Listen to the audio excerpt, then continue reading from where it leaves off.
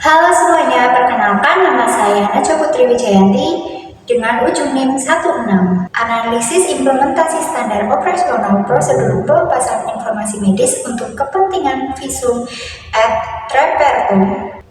Yang pertama adalah latar belakang masalah. Sifat rahasia rekam medis. Rekam medis pasien pada dasarnya bersifat rahasia dan dilindungi oleh hukum. Pengecualian hukum mengizinkan untuk pelepasan informasi rekam medis untuk kebutuhan peradilan, salah satunya dalam pembuatan visum et repertum atau FER. Resiko kebocoran data di lapangan. Proses pelepasan informasi ini beresiko memicu kebocoran data jika tidak dipandu oleh standar operasional.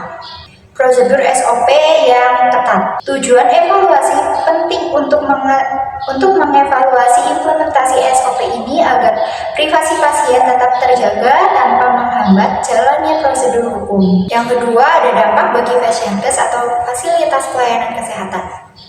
Menghadapi resiko tuntutan hukum atau gugatan dari pasien. Resiko pelanggaran kode etik instansi jika terjadi kebocoran data medis akibat alur birokrasi yang lemah. Bagi SDM kesehatan, petugas rekam medis dan dokter mengalami dilema moral dan profesional di lapangan. Munculnya kebingungan ketika menghadapi desakan instan dari pihak penyidik tanpa disertai kelengkapan berkas yang sah. Bagi masyarakat, hak privasi dan kerahasiaan data pasien menjadi terancam. Munculnya ketidakpastian hukum jika proses pelepasan informasi medis tidak dilakukan secara transparan dan sesuai regulasi. Yang ketiga, ada analisis masalah. Faktor petugas minimnya pemahaman mendalam dari sebagian staf rekam medis mengenai aspek hukum kesehatan. Kurangnya ketelitian petugas dalam melakukan verifikasi dokumen yang dibawa oleh penegak hukum. Faktor dokumen sering ditemukan ketidakkelengkapan administrasi internal seperti dokter yang belum mengisi rekam medis atau lembar informated consent secara lengkap. Surat permintaan visum dari pihak kepolisian seringkali kurang memenuhi syarat formal yang ditetapkan. Faktor komunikasi, kurangnya koordinasi yang harmonis dan searah antar pihak manajemen fasilitas kesehatan dengan penyidik kepolisian terkait prosedur birokrasi baku. Yang selanjutnya ada kaitan dengan standar hukum atau aturan yang berlaku seperti PMK nomor 22 tahun 2022 tentang rekam medis yang mengatur kewajiban Fasiankes untuk menjaga kerahasiaan data pasien, yang mengatur pengecualian pembukaan data medis secara legal untuk kepentingan penegakan hukum seperti KUHP atau Kitab Undang-Undang Hukum Acara Pidana. Menjadi landasan hukum, keabsahan pemerintahan visum et repertum menegaskan bahwa permohonan harus diajukan secara tertulis oleh penyidik yang berwenang, minimal berpangkat IPDA.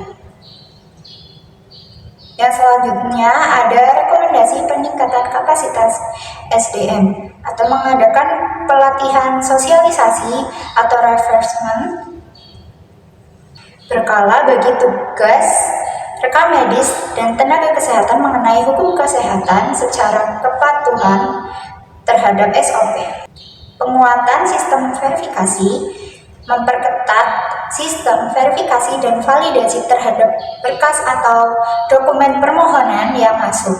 Sinergi antar lembaga membuat MOU atau nota kesepahaman atau mengadakan koordinasi rutin dengan pihak kepolisian setempat agar penyidik memahami batasan, aturan, dan prosedur resmi yang berlaku di rumah sakit atau puskesmas. Yang selanjutnya ada kesimpulan. SOP sebagai payung hukum. SOP pelepasan informasi medis untuk kepentingan visum et repertum sebenarnya sudah dirancang dengan baik untuk melindungi Fasiankes. Kendala lapangan, penerapan di lapangan belum sepenuhnya konsisten. Faktor penghambatnya itu ada ketidakkonsistenan tersebut dipicu oleh kendala kompetensi SDM, ketidaklengkapan berkas administrasi, dan hambatan komunikasi dengan pihak penyidik. Yang selanjutnya ada referensi sumber jurnal dari Putro Mudiono. Tahun 2024, analisis implementasi standar operasional prosedur SOP plus pelepasan informasi medis untuk kepentingan visum et repertum jurnal kesehatan Ar-Rahmah.